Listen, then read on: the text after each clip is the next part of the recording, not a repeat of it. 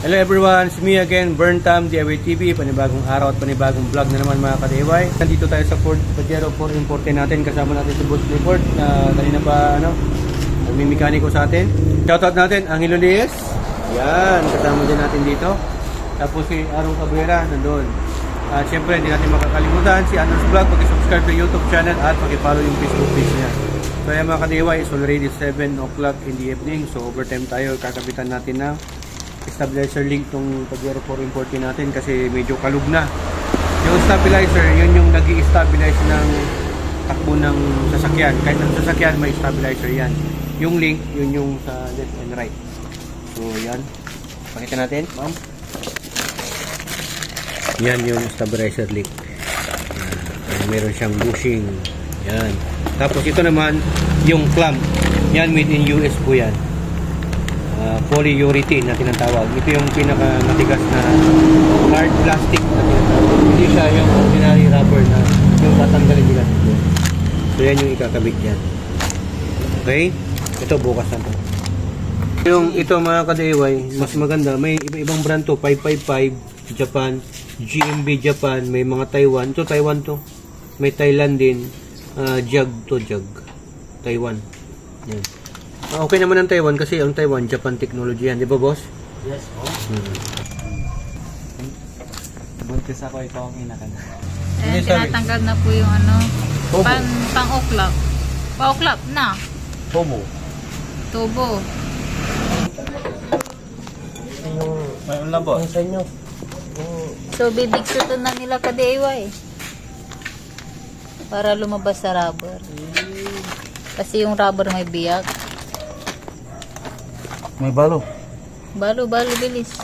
So ayan mga ka-DIY, nire-regari po natin yung yung bagong ikakabit natin kasi wala po siyang biyak. Ito, biyak. Kaya bibiyakin po natin. Yan, ito yung original may biyak. Itong polyurethane walang biyak kaya biyakin natin. So yan mga ka-DIY, good evening. Lalagyan po ng grasa para dumulas daw. Lungkot. So ayan, kakabit na nila. Bilis lagyan mo pa ng grasa. Ya, pero kapag wala ikinto. Play. So ayan, lalagyan na po nila yung clamp para mag-steady siya. So ayan, tinitornilyo na po nila size 14 para umigpit. Lalagay nyo yan, kailangan na dikwatin natin para matanggal at may lagay natin yung clamp.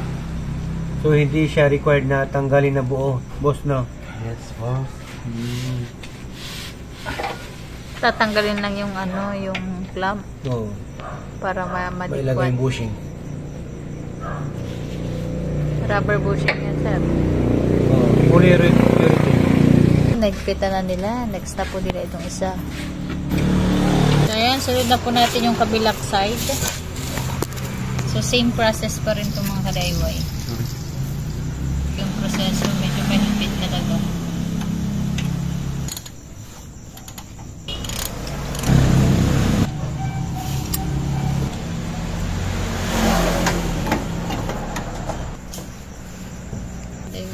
Then, susunod na rin po nilang tanggalin yung rubber para mapalitan.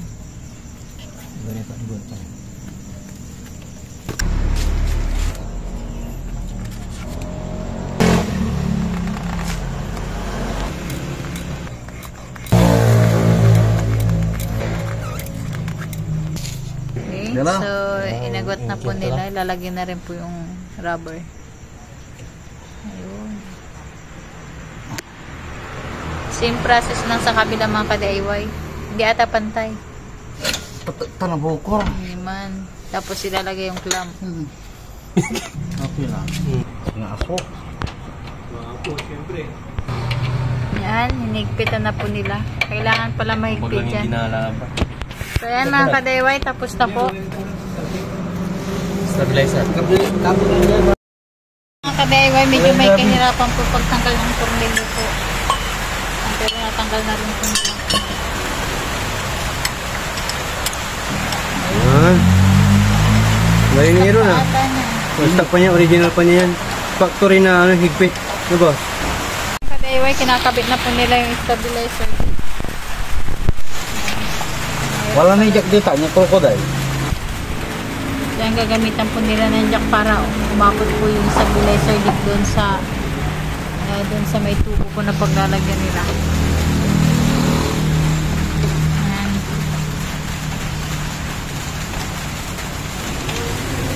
So, sarap yung malupit pero.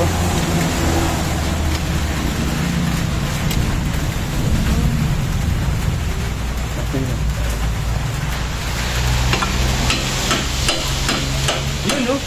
Galing, no? Ibig talaga ni Boss Clifford sa mga ganyang bagay, yung mga mahihirap. Pero sa kanya, basic lang, ha, boss? So, kailangan mong i-jack yung hub para commute yung bolt nung stabilizer link. Medyo mahirap tanggalin yung una kasi sobrang tagal na rin hindi natatanggal. Stuck pa niya yun. Ayan po nila. Size 14. Compact na yun. So, ayan, ito po yung hindi na pwede kalug na. Ayan pa yung tanggalan. Ito yung tinanggal Try natin. nyo. Ngayon, Kalug na po siya, nakagalaw-galaw. Pero yung bago, hindi mo siya magagalaw. So ayan mga ka-DIY, sa part na to, update namin kayo. Nagpalit tayo ng stabilizer link sa harapan, dalawa. Shoutout natin, Boss Giovanni Del Rosario. Ito na yung pinadala mo. So, Jack, ito yung tinanggal natin, no? Kalug na talaga siya. Kita nyo naman, no? Pagka ganyan, nagigiwang-giwang mo, kalug na yan, palitin na yan. Hindi na effective. Dapat ganyan, no? Hindi mo nakakalug, hindi mo talaga nagagalaw. So yan. Kasi para yung ma-stabilize yung galaw ng sasakyan, hindi siya magalaw. Yung parang nagwi-wiggle-wiggle, ganun yan. Sundan nyo lang yung proseso, ingat lang po kayo sa pag-DIY, dahil walang promining dito sa HPT. Do it yourself at destroy it yourself. Dito sa HPT, natuto ka na, nakatipid ka pa dahil sa HPT. Sharing it! Sharing! Maraming salamat. Tugat-tugat glory, burn down. Sa inyo.